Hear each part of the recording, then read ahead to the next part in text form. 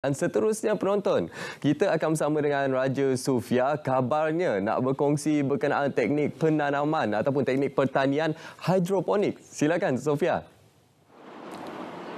Baik, terima kasih Munawar Azmi, dan seterusnya ingin kami kongsikan kepada anda berkenaan dengan hidroponik, tanaman mudah yang anda boleh lakukan di rumah walaupun mungkin duduk di tingkat 18 ke 20 dan ke atas. Masih tak ada alasan sebenarnya untuk kita bercucuk tanam. Ini antara konsep mudah yang boleh kita lakukan di rumah. Dan ruangan juga tak perlu ruangan yang besar, hanya ruangan yang kecil saja untuk pastikan tanaman anda hidup dalam keadaan yang baik dan juga segar. Okey, bersama dengan saya akan kenalkan iaitu Encik Rohaizul Ali, merupakan pengusaha tanaman hidroponik. Assalamualaikum Encik Zul. Ya, Waalaikumsalam warahmatullahi Okey, Encik Zul. Wah, seronok kan bila kita tengok kan macam ni, orang yang duduk, orang kata duduk kat langit pun boleh juga bercucuk tanam. Senang, mudah tanam kan. Cara mudah tanam. Sedang kita nak jaga salah satulah tanaman hidroponik ni. Okey. Dan kalau kita tengok juga ada tanaman yang bermula daripada tanaman-tanaman yang kecil lah kan. Dan kalau macam konsep hidroponik ni, apa antara tanaman yang sesuai boleh kita lakukan kat rumah? Biasanya yang sesuai untuk tanaman secara hidroponik ni menggunakan sayur-sayur yang berdaun lah. Seperti contohnya sawi keriting seperti ni, pakcoy, kailan, bayam, kangkung. Kebanyakan orang suka tanam kangkung, lebih mudah kan. Tanam salad pun boleh. Sayur-sayur yang berdaun lah yang sesuai, sawi berbagainya. Okey, wah, jadi ada banyak pilihan lah kan. Mudah je, petik dekat rumah je, kat balkoni rumah je. Petik dekat balkoni rumah je. Tepi-tepi rumah je kan. Kita nak makan apa hari ni, kita tuai je kan. Sayur yang segar tanpa menggunakan racun. Betul. Okey, dan kalau kita sekarang ni kita kongsikan, memang segar lah. Kita nampakkan kejadiannya memang sangat nampak sangat cantik, sangat sihat kan. Khususnya tanaman yang kita buat sendiri ni lebih berkhasiat lah, Encik Zul kan. Jadi apa antara bahan-bahan yang diperlukan untuk menghasilkan tanaman yang segar macam ni? Okey, bahan-bahan yang biasa yang kita gunakan adalah sabut kelapa ataupun kokopit. Cancur ni. Ini gunakan yang sebelum tu nak guna kita kena basuh dulu. Buangkan dia punya sodium atau garam dalamnya. Okey. So ini gunanya salah satu, dan kita boleh gunakan sepan lah. Kebiasaan guna sepan lah untuk semai biji benih dalam ni. Ada yang gunakan sepan. Okay. Macam saya lebih suka gemarkan gunakan kokopit lah. Dan tanaman saya ni senang jaga. Jadi dia dapat serap air. Oh, dia lagi mudah jaga berbanding dengan sepan lah. Senang jagalah. Kalau ini macam orang masih baru, mudah jaga. Kalau ini nak kena mahir lah. Menggunakan sepan ni nak kena mahir. Dan kalau kita pegang pun agak lembab juga sepan. Dia nak kena selembab. Tidak dia kering, anak pokok tak boleh nak hidup. Matilah. Matilah. Okey, sambil itu kita nak buat demo juga pada para penonton. Yang pertama sekali kita perlukan ni lah, pot ni lah kan. Tapi yang ni kenapa ni ada kain ni? Ini kain ni dapat untuk menyerapkan air ya. Nak serap air untuk basahkan kokopit ni. Supaya sentiasa basah. Okey, so kita perlu selitkan di bahagian bawah ni lah. Ya. Okey.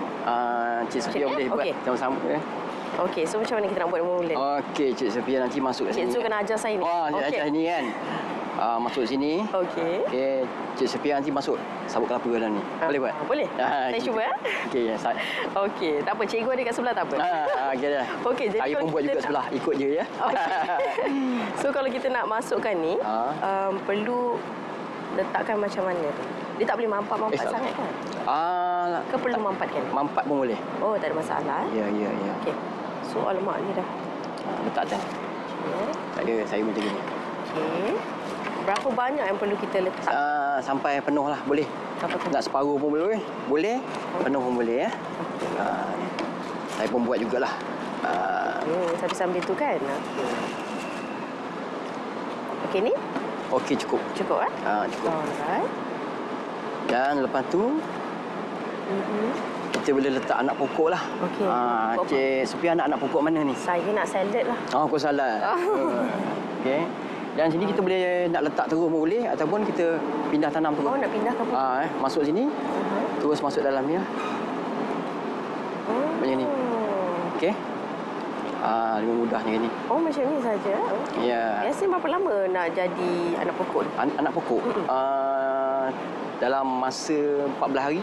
Okey. 14 hari dia cantik ini, kita akan pindah dalam sistem tanaman lah. Sistem tanaman seperti yang kita pakai ni. Maksudnya kalau lebih daripada 14 hari itu dia tak akan membesar lah. Pokok ni. Dia perlukan air baja lah untuk mengambil nutrisi untuk membesar seperti yang ni. Itu. Okey. Kemudian? Lepas tu nanti Cik Sofia boleh letak dalam ni. Okey. Ya, dalam ni dia perlukan air baja ya. Perlukan air baja jangan letak dalam ni. Macam itulah ya. Letak macam gini, dudukkan dia gini. Nanti kita isikan air baja dalam ni ya. Letak air baja, contoh air baja dalam ni. Contoh seperti inilah gambar ni. Contoh dalam ni tak ada air lagi. Tak ada air contoh yang ni. Ni letak air. Nanti itulah. Maksudnya air tu tak boleh penuh juga. Kita kena letak dia separuh. Untuk peringkat yang pertama, anak pokok, kita kena letak biar bawah. Biar dah akar dia panjang. Bila akar dah panjang, baru kita taruh pada label di bawah ni. Bagi air sedikit ruang lah. Okey, air baja yang kita nak gunakan macam ni lah, nutrisi. Dia kena campur A dan B. Berapa banyak tu nak pakai? Contoh, kita gunakan, saya contohkan yang B 1 tutup 5 ml dan A 5 ml lagi 1 tutup untuk 1 liter air. 1 liter. Untuk 1 liter air. Untuk dalam ni. Kalau kita gunakan 5 liter air, kita kalilah berapa kita nak guna. Contoh 10 liter, kalilah 10 liter. Tapi yang selok-eloknya kita kena sediakan bekas yang besar. Bancuh siap-siap, andainya air dah kurang dalam ni, kita akan tambah je, tinggal tambah. Tu lebih mudah. Tak perlu kita nak setiap kali nak bancuh kan. Senang nak bancuh kan. Maksudnya dah sediakan siap-siap lah ya, saya sediakan siap. Dan macam mana kita nak pastikan tanaman kita ni mendapat nutrisi yang cukup? Okey. Cik Zul. Nak senang, nutrisi yang cukup, kita gunakan isi meter untuk sukat baja berapa kita nak pada pokok itulah. Itu ketepatan menggunakan isi meter ni. Jadi macam mana tu? Mungkin boleh tunjuk sikit. Contoh je. Contoh air. Okey. Ambil perlukan air okey. Contoh ya, air sini. Okey, bacaan isi meter kat sini. Kita bacalah. Contoh 2.0 kat sini. Okeylah untuk 2.0. Tak nampak jap. Kita cuba pusing sikit. Saya boleh. 2.0 macam ni. Yang ni kita bacaan dia. Itu lebih tepat lah. Guna tepat. Ya, itu dia. Kalau terlebih macam mana? Terlebih kita boleh tambah air. Tambah air lah. Contohnya 3.0. Jadi kita tambah air je untuk dapat 2.0. Macam itu. Memang dia kena 2.0 lah. Ikut pengeluar baja lah. Ada yang tak sampai 2.0, berbeza-beza. Macam saya sendiri, pengeluar baja saya sendiri, saya sampai 2.4 pun boleh. Ni maksimum lah tu Okey, jadi ini untuk baja. Okey, kalau macam biasanya tanaman kan kita dah siap sediakan dia macam ni, dah pindahkan dia kepada pot yang lebih besar. Baja ni pula macam mana kita nak pastikan dia dapat baja yang cukup? Adakah bila waktu yang sepatutnya untuk kita letak baja ni? Okey, untuk nak letak baja tadi saya cakap kan, kita dah pindah tanam macam ni dah sesuai dah. Letak 2.0 ke atau 2.4. Dah sesuai dah dia. Sampai ke tuai macam gini. Selama 35 hari ataupun 35 hari selepas tanam. Itu boleh tuai dah. Dia tak ada tak terangkat lagi ataupun kita perlukan tambah nak bagi pokok yang subur, kita spray lah daun seminggu 3 kali spray daun ni. Seminggu 3 kali saja. Dengan baja yang sama ni pun boleh atau polia lain dan kita spray daun ni. Okey. Seminggu 3 kali. Jadi dia menambahkan nutrisi untuk tanaman ni. Seronok. Jadi penjagaan dia taklah rumit sangat. Tak ada rumit sangat. Tak kita main tanah kan. Kalau nak pergi kerja tu, sebelum nak pergi kerja tu kita senang kan. Tak payah nak cabut rumput. Nak macam saya ni kadang ada sakit pinggang kan. Jadi sesuai lah tanam ni kan. Atas bermeja ke berpara kan. Senang. Tak payah nak tunduk lagi. Jadi macam suri di rumah ke kawan-kawan ibu dekat rumah, di rumah sana kita mudah tanam lah macam ni. Boleh letak atas meja je macam tu. Boleh letak atas meja macam gini. Mudahnya itu. Betul. Tak perlulah kita nak mencangkul semua kan. Nak banyak kerja lagi lah kan. Ya. Okey. Jadi kalau macam ni biasanya kan berapa lama ketahanan ni pokok ni? Ketahanan ni dia bergantung kepada tak ada masalah pada rosak akar ke, lepas tu serangan serangga ke. Jika ada serangan serangga, kita kena spray lah dengan racun organik ataupun racun kimia. Untuk menjaga dia punya. Untuk racun tu berapa banyak yang disarankan, Cik? Disarankan biasanya racun kimia ni ada diberikan dos yang dibenarkanlah untuk tidak akan jejaskan kesihatan kita lah. So ikut pada saranan tersebut. Kalau organik tak ada masalah kan, macam bawang putih ke lada ke yang kita blender tu tak ada masalah kita untuk kita makan lah. Ya. Okey, kalau macam tanaman ni dah boleh makan dah kot saya tengok kan. Dah boleh makan dah ni sebenarnya, dah boleh tuai ni Sofia. Sedap sayur ni sedap ni. Kalau kita masak tumis, masak lemak, sayur kerinting memang sedap. Wah, okey. Jadi sekarang ni tak ada alasan lah kan untuk kita bercucuk tanam kat rumah kan. Tak ada alasan lagi lah untuk kita nak bercucuk tanam. Memang mudah. Ya. Semudah ABC. Itu dia. Okey, jadi antara tanaman lain kan, sebagai contoh lah, kalau kita, antara yang kita suka, orang Melayu kan biasanya suka makan pedas. Ya. Kalau macam pokok cili padi tu kan, pokok cili tu sendiri kan, adakah mudah untuk dilakukan ataupun boleh tak dilakukan dengan sistem hidroponik? Boleh juga, boleh pakai. Boleh guna pakai. Banyak pun macam contoh rock melon pun dia orang gunakan sistem hidroponik.